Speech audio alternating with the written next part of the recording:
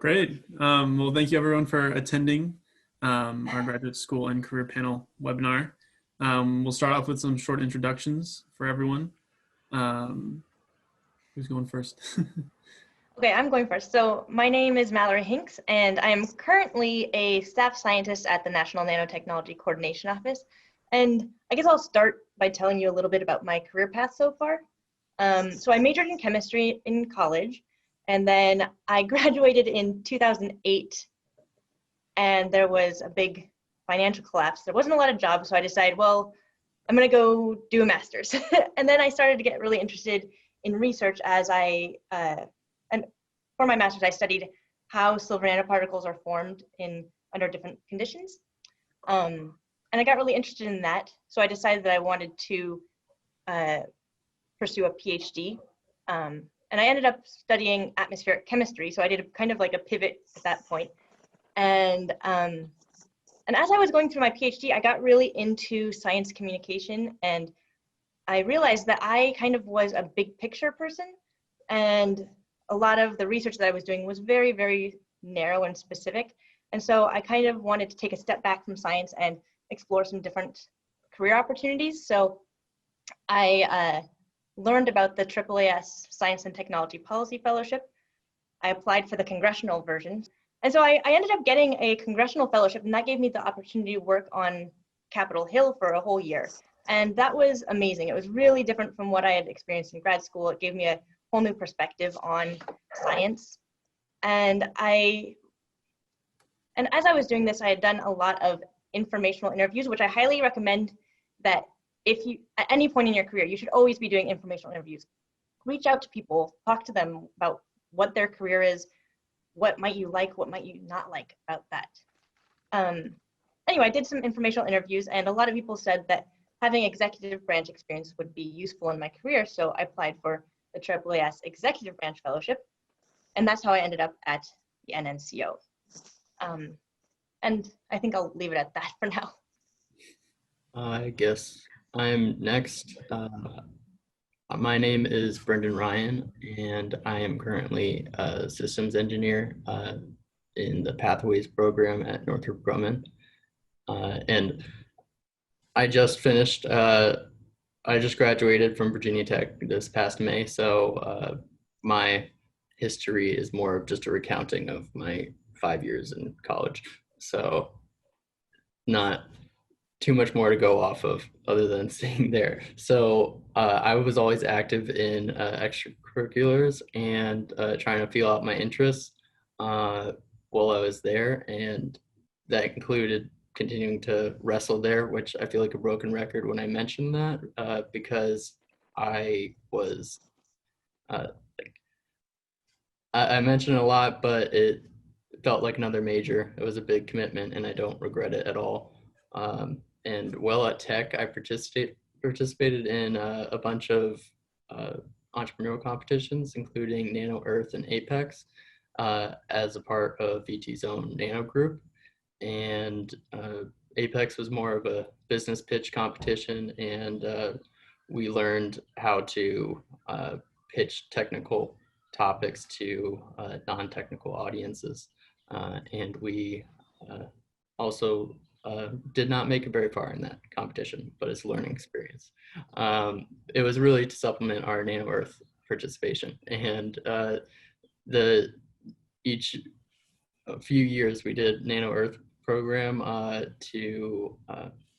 which every year it has about the same prompt, which is just use nano concepts to solve an environmental issue, which can be as simple as like making a common product more eco-friendly to produce, use, or dispose. And I learned solid lessons like the importance of soft skills. When a project requires team effort, you can't just take it on yourself. And during these first years, I worked in a spectroscopy lab and a clean room, laying the groundwork for sensor development and sleeping next to a spectrometer every once in a while. For the technical presentation experience that gave me, I'm really grateful for the Nano degree's emphasis on hands-on lab work, because that's just the way I learn, is by doing. And at that time, I After that, I was having my senior design project ramp up during my first senior year, and decided to wrap up my wrestling so that I could focus on it. And my project was on thermal modeling of a porous cooling system. And this was my most involved team project yet. And from these like projects and internship experiences, I could only gather like small hints of what activities I enjoy more than others. But I would highly recommend like prolonged projects and mentoring relationships in order to develop your own strengths and interests. Like many students wondering about like continued education, I'm no exception. Spoiler alert, I chose to go to Northrop Grumman.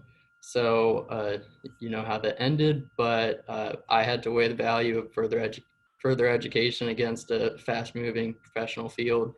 I even took the GRE last summer and really was looking into PhD programs while I was interning at Northrop Grumman in semiconductor processing at the time.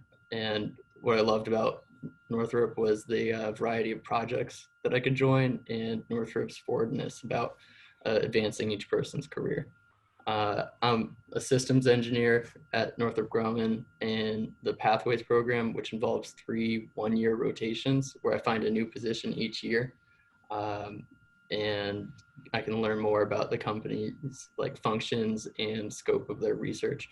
And so right now I'm on modeling and RF side, but perhaps next time I could get closer to high energy laser work at some point. And I guess that wraps up all I have for general introduction. Good afternoon, everyone. My name is Jaclyn Kellen, and I am the current AAAS Science and Technology Policy Fellow at the National Nanotechnology Coordination Office. So I did my undergraduate degree at a really tiny liberal arts school called Goucher College, which is in Maryland. And when I entered undergrad, I thought I wanted to major in history or philosophy. I wanted nothing to do with the sciences, but I ended up taking a chemistry class because it was a required we had to take a science class, and I fell in love. So I decided to major in chemistry, and I attended a seminar, I think my sophomore or junior year, on the importance of developing a more circular economy as opposed to a linear economy to address climate change issues. And that really demonstrated to me how, if we want to solve these big global problems, we need to have interdisciplinary teams and cohorts of scientists and economists and lawyers and people from all different backgrounds working together to solve these big problems. And so that highlighted that I could still become a scientist but work on problems at a community level that I was really passionate about. So I decided to look into career paths for scientists at the public policy interface. And I discovered the AAAS fellowship, which required that you had a PhD. So that was one of the biggest inspirational points in order for me to decide to go to graduate school. So I decided to pursue my PhD in chemistry, and I ended up at the University of Oregon. I was very strategic with what programs I decided to apply to. I wanted to make sure that the program was supportive of students who wanted to pursue a more non-traditional career path, because I was not interested in entering or staying in academia or going into industry after school. So I went to the University of Oregon, ended up in a nanoparticle research lab. I did a number of extracurricular activities, both in undergrad and in graduate school. And after completing my PhD in December, I applied for this fellowship, and I started almost 2 months ago now. So I'm happy to talk some more about things I learned, things I wish I knew before making this big decision that's led me here, but I'll leave it here for now. Good afternoon, everyone. My name is Maria Fernanda Campa, and I am a staff scientist at the National Honor Coordination Office. I guess my career path, I'm not gonna bore you with long details, but it really started with a decision that I took in high school, which was that I wanted to pursue research. And universities in my country didn't really push for undergrad research to happen, or they didn't even have the infrastructure for that to happen. So I decided to apply to universities in the United States, and I chose University of Virginia, where I majored in nanomedicine engineering, which was a new major at the time. I was I think we were the first graduating class. And early on, I tried to look into labs that would take undergrads with really no experience other than chemistry labs. And I was able to find a lab that aligned with my interest in drug delivery and push the PI until I was able to join. And then thanks to the Nano and Emerging Technology Club at UVA, shout out to UVA for that, found a grant that would cover my research, and I was able to stay and start doing research since the summer of my second year and actually getting paid for it. I love conducting research, and I really enjoyed the details that go with it. I was also able to work in another lab in a clinical trial and TA. So I had a very rich science experience in undergrad, but I realized that I didn't love being in the lab by myself. I'm a very outgoing person, and it got really lonely at times. So I decided, even though I knew I really wanted to continue with science, that maybe being a bench scientist or being a professor really wasn't for me. And at the time, that's what I thought that getting a PhD would lead to. So I decided to, instead of going directly to grad school, to work for a while. I found a job at Oak Ridge National Lab, which was the first time that I even heard of national labs. And I found a very interesting group. They were called the Society Technology Interactions Group. So normally in national labs, you think about big material science projects, the supercomputers, lasers, things like that. This was more of a social science / like science anthropology group, and they really study how emerging technologies affect and impact society. So I learned a lot about emerging technologies such as nanotechnology and synthetic biology, and how researchers and society get affected by that. And it really opened my mind to different career paths that as a scientist I could really pursue. I really started thinking about science policy and other ways that I could use my scientific background without actually being in a lab bench all day. I decided that I still wanted a PhD, but that I didn't want to pursue a traditional degree. So like Jaclyn, I was very strategic in what type of PhD programs I'd apply for. And I found a very interesting program that's actually a joint program between Oak Ridge National Lab and the University of Tennessee, where it's very interdisciplinary. My cohort of classmates, we all have different backgrounds, from material science to nuclear engineers, nanomedicine, biomedical engineer, mathematicians, you name it, we had it.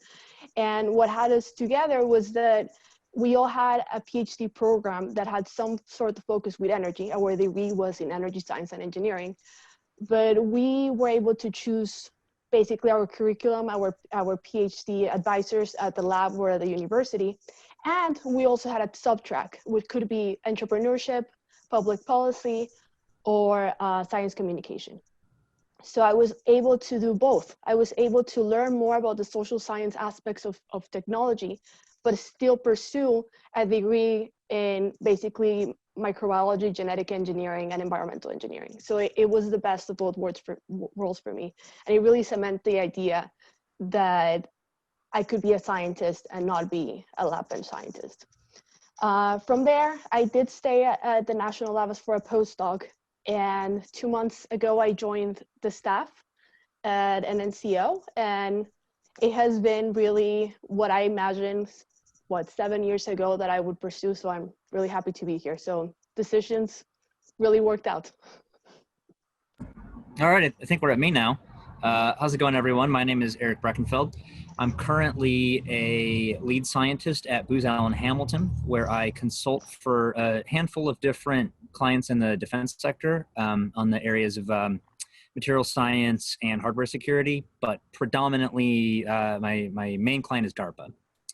And so before that, I, like many of the folks here on this call, I was also a AAAS Science and Technology Policy Fellow. I was also at the NNCO. And I'll talk a little bit about my experiences with that in a little bit, but I'll go back to undergrad to start with. So a big part of the sort of career journey that I've taken has mostly involved not knowing what I wanted to do next, and really just talking to as many people as possible who were maybe at the next step or maybe two steps down about what interested them and what they liked about what they were doing. And so my undergrad major was in engineering physics at the University of Wisconsin-Madison with a focus in nanotechnology, which I only chose because I can't say I had a passion for nanotechnology from a very young age. I talked to quite a lot of professors at UW-Madison before I declared my major, and that focus area sounded very interesting to me. But I wouldn't have known that without going out there and talking to a lot of different professors about their research and about what interested them about their areas of study. And that's definitely, if I could go back to undergrad and give myself advice, the best piece of advice I can give you is talk to people as soon as possible, and try to get into groups. It's be prepared for some rejection, and that's totally fine, or be prepared to have conversations about things that are not terribly interesting. It will involve a lot of trial and error, but that certainly is the process that got me onto the path of learning about things that I found interesting, and then jumping onto those things without necessarily knowing that definitely was what I wanted to do well in advance. After that, I did a Ph.D. in material science and engineering at the University of Illinois at Urbana-Champaign. And again, the way that I selected a PhD advisor, I can't say that before I went and did grad school interviews that I really knew what kind of research I wanted to get into, or that I even necessarily wanted to go to grad school before I did those interviews. But there definitely is enormous value in not making your decision before you get out there and talk to your potential future PhD advisors. Look for a good match and a good jive there with that. And that's much more important than having a plan or thinking that you have a plan that goes out many years and necessarily sticking to it, or at least it was for me. So I was at the University of Illinois. I graduated there in 2014. I did a couple of years, I sort of looking for post-PhD experiences. My focus in undergrad was nanotechnology, and then in grad school was electronic materials. And so, I looked at a lot of different areas. I looked at maybe going to do academic postdocs. I hadn't fully decided yet if I wanted to pursue an academic career or if I wanted to pursue something, as a research scientist or maybe in industry. So I certainly kept my options open. And I ended up, after looking at a number of positions and going on a number of different interviews, I accepted a postdoc position at the Naval Research Laboratory in Washington, D.C., which does sort of kind of almost academic research, but a little bit more on the apply side because of the defense focus. And without really necessarily knowing that I wanted to do that long term, to me it sounded interesting, and it seemed like a next step that didn't close the door on any options. And so through that, I definitely found myself, like many people who go on to become AAAS fellows, I definitely found myself interested in, but perhaps felt a little limited by the siloed nature of doing individual novel research at the bench. And I found myself very much interested in those areas that are a little bit, speak to a sort of a broader context. And it doesn't surprise me to hear that many of the fellows on this call have expressed similar realizations about their own life. And that's sort of where I realized that I probably didn't want to pursue a career in academia. But at this time, I actually didn't know very much about the policy side of things. I think that you'll find when you go through an academic route, it can be difficult to learn about those pathways. When I asked my professors when I was in grad school about these kinds of things, they certainly didn't give me the advice to seek out the AAAS fellowship. So I actually found out, I realized that I wanted to stay in DC because I like DC a lot, but I didn't know what other jobs there were for scientists in DC. So I actually found AAAS just by Googling something like scientists DC or something like that. And it came up and I thought, this is great. How come no one's told me about this yet? So I did 2 years at the National Nanotechnology Coordination Office. That was 2016 through 2018. And then now I've switched over to the kind of in-between public-private side. I work at Booz Allen Hamilton now, and I consult for government clients. So I think you'll definitely find that, you're looking at here a panel of scientists who have found themselves working in the government. And most of those stories are always very unique. I would not say that there's one tried and true route that leads to the places that many of us on this call have sort of found ourselves. But it definitely speaks to the idea that, when I was in grad school, there was an idea that within my group, that definitely it's supposed to be kind of a conduit to becoming a professor.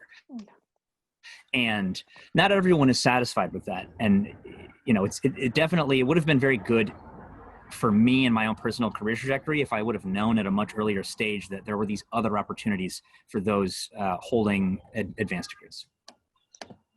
Awesome. I think we could move on to some open questions now. I think everyone has a really good idea of who we're talking to, the variety of stories we have.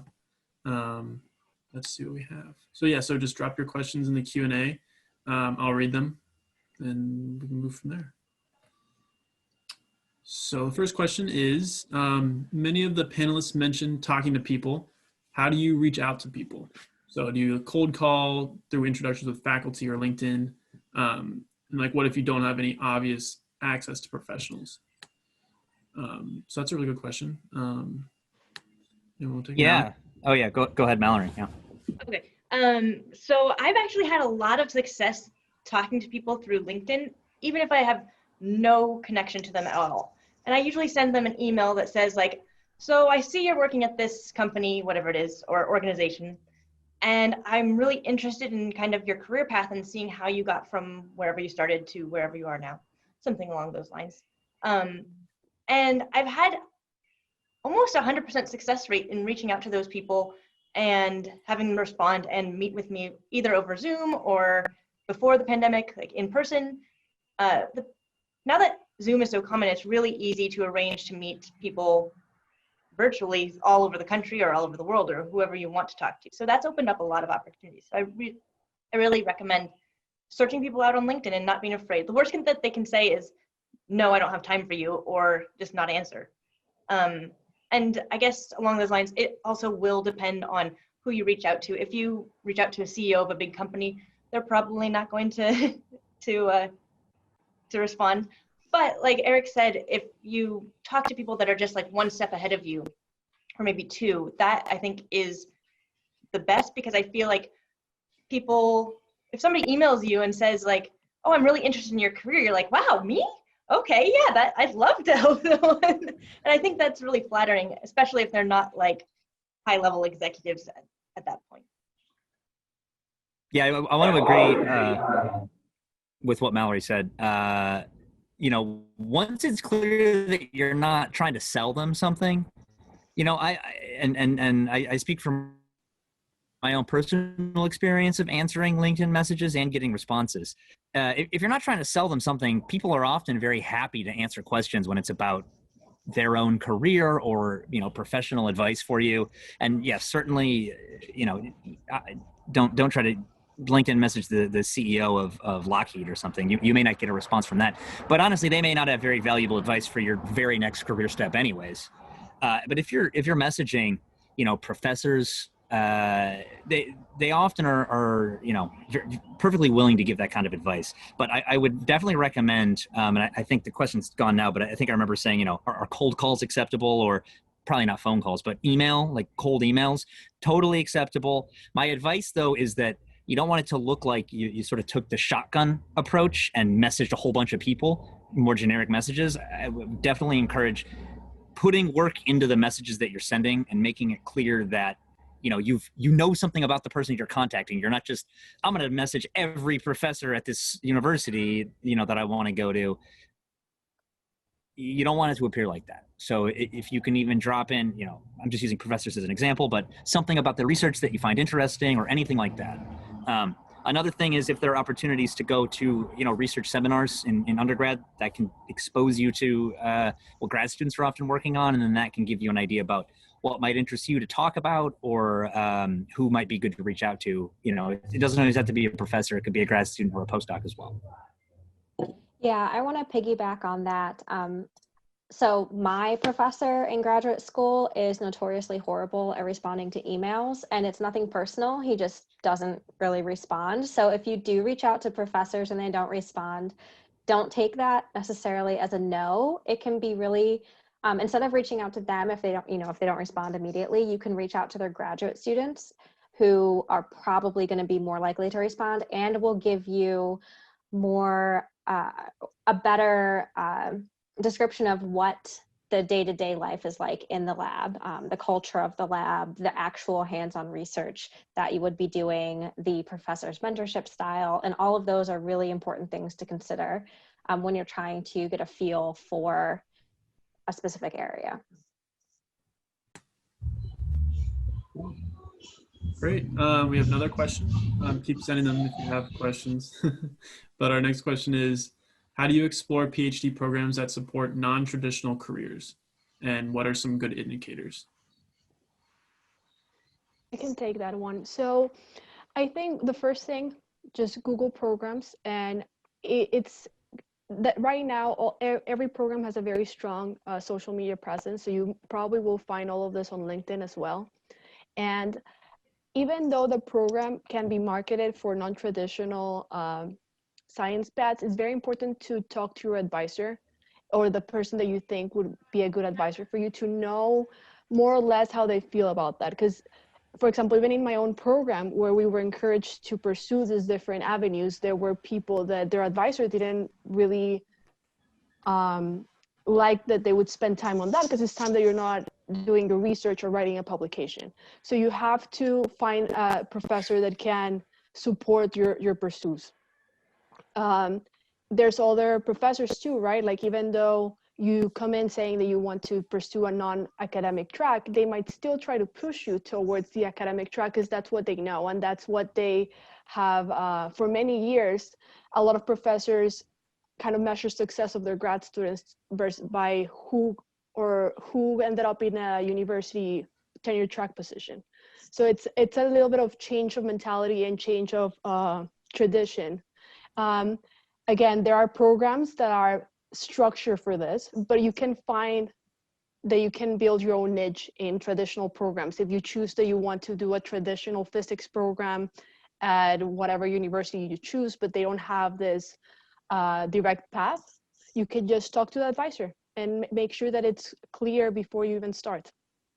Yeah, so at the University of Oregon, they didn't have a clear like science policy or science education focus, but the advisor that I ended up working for, I noticed that he was involved in a lot of different areas. He had started a company, he was on some administrative boards, he did some interface with the public community. And so I assumed, and I was correct, but you shouldn't assume, you should always ask, that he would be supportive of me pursuing a non-traditional career path. And actually the year that I joined, I was one of 3 women that joined the lab. So I'm in government now, kind of. My one lab mate, she did a postdoc at the Smithsonian doing like conservation work on art pieces and cultural heritage conservation. And now she works at Rochester Institute of Technology at their museum. And then I have the other person is doing, she works for the American Chemical Society on green chemistry education. So, we all really did not want to go into industry and did not want to go into academia. And so yes, finding an advisor that is supportive and being very clear up front with you are interested in at least maybe not pursuing, that might be a strong word, but you're interested in exploring careers outside of academia. It's really nice to just have that upfront so that the professor can then help guide you. You know, if they discover any opportunities or programs that might be of interest to you, then they can pass those along. So flagging that early on is going to be important as well. And I would just kind of add on that and say that's a really important question, whether you're applying for grad school or trying to join somebody's group as a grad student, or if you're interviewing at a company, like ask, what do people generally go on to do after this position? Or what do the lab members end up doing? Do they all do the same thing, or do they have a wide range? Could you envision yourself in one of those positions a little bit down the line? And I think that's really telling. And picking the advisor is really important. So make sure to ask those sorts of things. So it says, Brendan selected not to go to grad school. So how did you find your industrial position? So I guess there's two parts. Is why didn't I choose to apply to grad school, which I was moments away when Northrop pretty much took that idea out of my head. And for one thing, it was an ongoing, lingering question whether I was going to pursue that or not. But for one thing, I was in school for 5 years, and I needed a little bit of a break from the school routine. And so I usually compartmentalize where I'm going into the routine, the research, like the content that I'm actually going to be working on, and then the structure, which could be academia, or it could be government or industry. And I definitely needed a break from the normal routine. And my biggest motivation for wanting to do postgrad at the time was less about the content. Sure, I have like research projects in mind that I would love to do, and they're really unique, and I feel like I would really envision a niche path there. But I was more interested, motivated to apply by the respect letters would give me once I enter industry. And for one thing, I have a strong feeling that that's not the right motivation if you want to go get a Ph.D. or because that's not gonna really motivate you for 4 more years. And so, but master's is an option, and I hear that contribute for a few schools that like contributes towards a PhD if you're not trying to decide at the moment and want to delay deciding by a year. But I just wasn't convinced personally that it would genuinely make me a more valuable employee or worker because I had done enough learning. I just wanted to test my knowledge out, actually like applying myself. Great. Do we have any other questions? I know I have a lot. Okay, great. Could each panelist talk a bit about clubs or activities that help them take the next step in their career? Yeah, I remember Brendan mentioning that. I did want to circle back around, so I'm glad you brought that up. Yeah, clubs and activities, or just any extracurriculars, can definitely be a great way to sort of show the breadth of your interests beyond just your major, or even if you're going from either going from undergrad into grad school, or even just going from grad school or undergrad into the workforce. It definitely was an area that I would say probably didn't affect my move from undergrad into that much about what I was going to be doing that wasn't research. Not every professor's like that, but many of the ones I spoke to, probably that wouldn't have changed their opinion of me one way or another. But moving beyond grad school and going into perhaps what you could call the real world, it had an impact. So, when I was in grad school, I was involved with an organization called the Champaign-Urbana Design Organization. And we put together a sort of like a 9-month board game design competition where we taught, we basically set up a bunch of tutorials around the community to use like 3D printers and all the different like manufacturing, sort of like boutique manufacturing equipment that was available on campus. And we got a bunch of other professors who were in the library sciences and computer science department who did game design, and we got them to give like seminars. And so we set this up and ran it for a few years. It was a really cool club to be a part of and to set up. And, you know, we got, you know, a couple, probably like about a dozen teams each year who made, you know, almost finished like finished product quality board games and then demoed it at a big community event. And that was a big, you know, a very defining experience for me doing this sort of like maker outreach, which had nothing to do with the research I was doing. And I would not have learned, I certainly wouldn't have learned about my passion for doing sort of broader impact work without doing something like that. And definitely when moving beyond my sort of the, you know, staff scientist or, you know, like research scientist or academic postdoc. So moving beyond and into like the AAAS fellowship and these sorts of things, you know, showing that I had an interest in the broader impact of things, I definitely think helps you as a candidate, but even more just for yourself. You know, going through those sorts of things can give you, you know, give you information about your own interests and your own passions, and it's valuable for that as well. Yeah, for me, the transition from undergrad to graduate school, when I was talking to my previous advisor in graduate school, he said that he liked to see in my application that I was a college athlete and was involved in other activities because it showed that I had the ability to, of good time management and to juggle competing things for my time, I guess.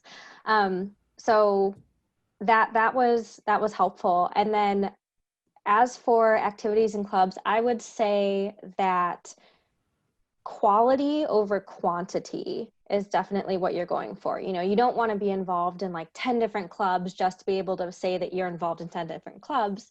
I think it's more impactful if you're heavily involved in one and can point to specific things you have done or contributed in that club or activity where you've developed certain skills. Say you've developed your written communication skills or your oral communication, you know, things along those lines that you can highlight specifically what you've gotten out of and what you've done for these activities that can help set you apart from other candidates.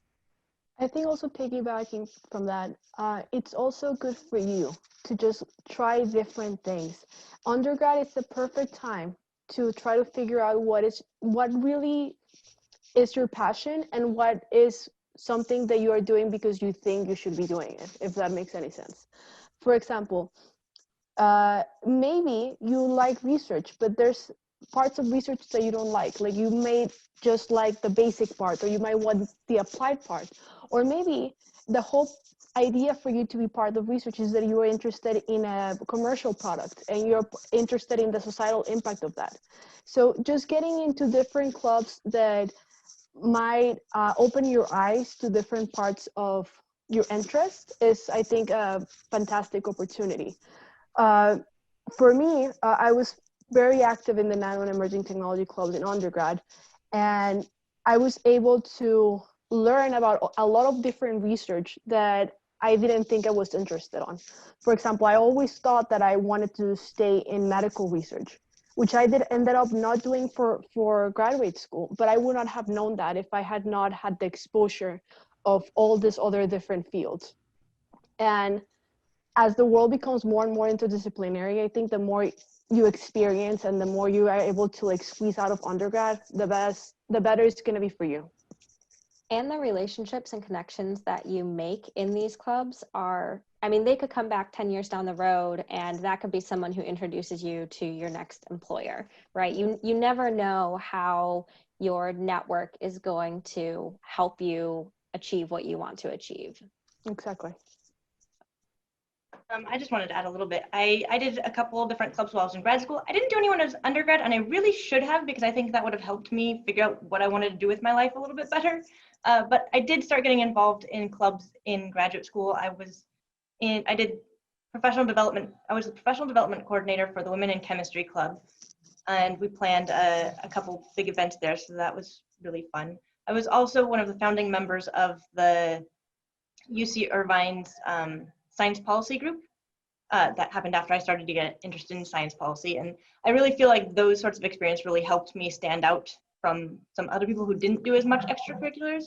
But I also wanted to highlight like the non-club things. One of the activities that I did was I entered a lot of competitions about like presentation competitions. So I did something called Grad Slam, where you present your research in 3 minutes to essentially a general audience.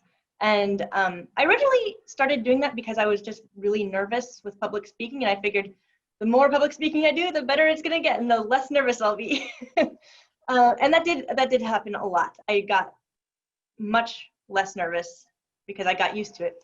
And I ended up doing really well. I ended up winning the Grad Slam competition for UC Irvine, and I went to the UC-wide competition in San Francisco, and I came in second there. And I think those sorts of things are much more unique than just graduating with a degree. And those are the things that are going to make you stand out from the other kind of the pack, I guess. I guess if I could add one final thing, without cutting anybody else off, but if you want to stand out from the pack, I would say don't be afraid to specialize. You're not cornering yourself when you try to pursue a path. You're actually learning for like the first time by doing, and you learn from your mistakes, and that's how you do it, by going into competitions. And like you can't just take a course on certain skills and just hear them and actually internalize it. You have to try using them, run into those specific roadblocks, and then recognize those in the future, and be able to like point to skills that you learned in each activity that you added to your resume, I guess. Cool. Moving to the next question. So what are your preferred strategies for working with multidisciplinary groups, especially when there are non-scientists involved? So more specifically, what do you think helps effectively advance a project when your colleagues might not understand or be interested in the technical aspects of your work? I think finding a common language and a common goal. So if you're working in a multidisciplinary team, I'm assuming that you're working with this group of people because there's a ultimate goal that you want to achieve at the end of the project. However, one word might mean completely different things for a chemist, a physicist, a biologist, a social scientist. And I think, at least for me, that in my experience with big science teams that I had to work with in my postdoc and grad school, just taking the first month to just make sure we're all on the same page and understand that when someone is saying optimization, everyone thinks of optimization the same way, or things like that. Also, no need to use jargon. I think sometimes, especially when you're in a group of your peers, of people with the same degree as you start getting used to using jargon over and over again, but that means nothing to the majority of the population. So learning how to explain your research or your work in layman terms. So think about visiting your grandma, and she asks you what you're doing. The words and the description that you will use for her to understand, it's what you should be using to communicate your research at all times, unless if you really need to communicate to a group of your peers at a scientific conference. Yeah, I think that's a really good answer. Do you have any other questions? Could be about industry, grad school, anything on your mind. This is the time. Well, while you think about that, I will ask my questions. This is more of a general question. I think we might have gone into it a little bit already, but what is one thing that you could tell your undergraduate self? Something that you know now, but you didn't know then. What would that thing be? I guess I wish I would have been able to tell myself there's so many more options in science than just academia or industry. And even like within industry is not one thing. People always talk about like, oh, I'm going to go into industry. But like, it's not clear what that means. Like, are you going to go into like Northrop Grumman? Are you going to go into like Qualcomm? Are you going to, like, there's a lot of different companies and they're going to be run differently. And I wish I had just known what the options were. And I'm sure some other people talk about it too. I guess I would piggyback off of that as one point I wanted to make is when you do say industry, even just one company, like Northrop Grumman, has, I mean, I can make up a number, but it's dozens and definitely more than dozens of locations across the country. And people that satisfy wildly different roles. And if you want to go into a unique position, you can still find it in the structure of a company, because there are people that are so specialized at certain projects that they are their own little sector or department of a larger sector. And I've run into that myself, and I've been trying to get into one project that does that. So to say that industry is the same career path for everyone, it's just a wildly large like umbrella to group things under. But if I get back to the question on what would I tell my young self all of 3 or 4 years ago, I mean, I'm a little too soon, but I knew I would always throw myself guns blazing at projects and take on lots and lots of tasks. I would say the one point about quality over quantity is definitely good. And for myself, I think it's good to learn from your missteps, but in order to actually absorb the lesson, you need to take a little break and have honest conversations with mentors and really reflect on your missteps. And I guess if I have one more thing to say to young self is don't be looking at small differences in job titles and have that stress you out, and don't stress out about your security clearance, even though it takes months. I have 3 or 4 things actually, so I'll be quick. Don't get a PhD if you don't, or don't get a PhD if you don't need one. So and also, let's see, okay. If you don't know what you want to do, that's totally fine. I think a really good exercise to go through is figuring out what you don't want to do. That can help narrow down areas that you're interested in. Then I would look at those areas and see what is the degree that most of the people have that are working in this field. If that's a bachelor's or a master's, then you don't need to go and get a PhD. I'm not as jaded as I was, but it's not always the happiest time, but it worked out for me, and I'm happy I did it. Another thing is self-care is really important. You cannot pour from an empty glass. So take care of yourself, take care of your mental health. That's critical. And then I don't remember what the 4th thing was, so I'll just leave it there. Yes, speaking to that, definitely not getting a PhD just to have one. That's not a good reason to get a PhD. But I would say that there's a common thread that follows why you might get a PhD, as well as what groups you might be joining or what groups you might sink your time into, for extracurriculars, right? My broad advice, that I would give to myself is, you have to follow what you find interesting. It has to be something that holds your interest. Your PhD work needs to hold your interest, because when you're 3 years in, if you're not interested in your PhD work, the fact that you have an enormous sunk cost isn't going to get you through the remainder of your PhD with your sanity intact. So, be sure that you're getting it for the right reasons. And I would say the same thing about extracurriculars. Don't put those things on there to build, just to pad a resume.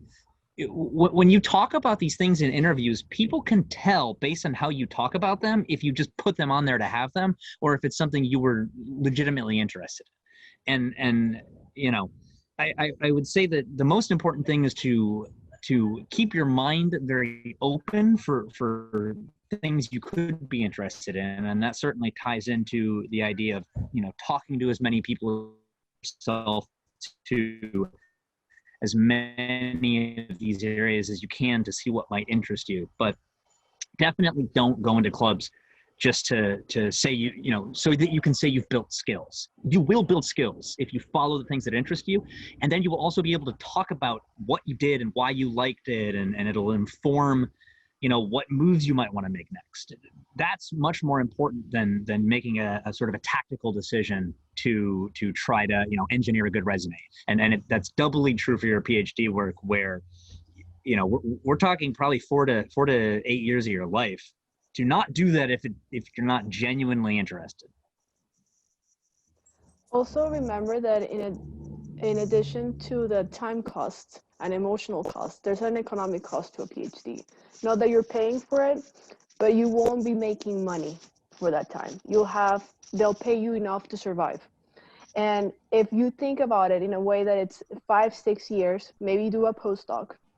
This is time that if you had chosen to, let's say, go join a company or whatever industry, you would have been building savings, maybe paying student loans, maybe putting money on your 401k. Those 8 years matter. So again, echoing what people already said, it has to be something that is a passion and that you need before you decide to make that huge investment. I think I would add just one more thing that I learned in grad school that I wish I had known in undergrad. I just think it's very interesting. If you have an entrepreneurship interest, you don't have to have a big idea to start the company. You can decide to start the company using licensed technology from your university or anything publicly available or federally or stately funded. There's information about that out there, which I didn't know. I always thought that if you were going to start the company, it had to be your one unique $1 million idea. And I've seen now as my some of my classmates that chose entrepreneurship as their track were able to license or to get technologies from the national lab. They didn't have anything to do with their design or the patenting process. So you just actually buy the patent. You have to raise money to buy the patent or the license. But it's just a very interesting thing to think about. Like if you want to stay in science but you want to do it in a commercial way, in something that you believe that could have a societal impact, that's an option too. And I think that's something you could pursue since undergrad. Awesome. Any last questions? Can you describe a pivot that you've taken and why did you take it? I can start. Yeah, I think leaving academia and going into a AAAS fellow is considered a pivot for a lot of people. I mean, some people do this AAAS fellowship and they want to go back to academia. They just wanted to try something and then they'll go back. But for me, it was really like, okay, I've seen academia. I don't think this is quite the right fit for me going forward. What are my options? Here's this policy thing. Let me pivot to that. And I think I took that pivot. I kind of touched on this earlier. I took that pivot because I was interested in something in kind of the big picture rather than individual research project. And I think it's really important to figure out what you like. And it's not easy. You think like, oh, this is fun, I like this. But then maybe a year later, you're like, okay, this was fun to begin with, but maybe I don't like it. So I think you always have to be assessing, like, what do you like? And this changes throughout. I mean, for me, it's changed throughout my career of what I really wanted to do. And I thought like, oh, you know what? I want to be a mass spec technician. And then now I'm like, no, I would never be happy doing that. I like talking to people. I like working on policy and bigger picture things. And I think it's really important to just be continuously reflecting on yourself and what you like and why you're making the decisions that you are. I would go into my pivot, which would be, since I'm in a rotational program, you get a whole year in a different position, and they encourage you to do something that's moderately outside of your comfort zone, and so that you actually learned more about the whole process, so you can learn each side. And for one thing, the position I took was much higher level than I was expecting. And for a few reasons that end up being moved around, I kind of, in the current state I'm in, is pivoting to much more of the programming background I have, and then where I can fall back to my science knowledge and experience in order to be able to have technical discussions. And that's found me in a special spot where other people are coming from like programming backgrounds, and they know very little about the actual science that they're modeling. In some respects, I mean, these are very qualified people, but it's definitely somewhere I didn't expect to find myself, but I am enjoying it, and I think I'll still find myself pivoting each year in this Pathways program.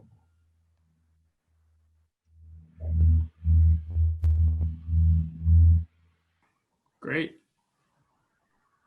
I guess my final question is, how do you differentiate yourself, whether you're applying to an industry role or grad school? Because they're kind of one and the same. You're applying somewhere new with your resume. So how do you really differentiate yourself from other applicants? I think this goes to what Eric was saying earlier. Do your research before you're sending emails out or applying to things.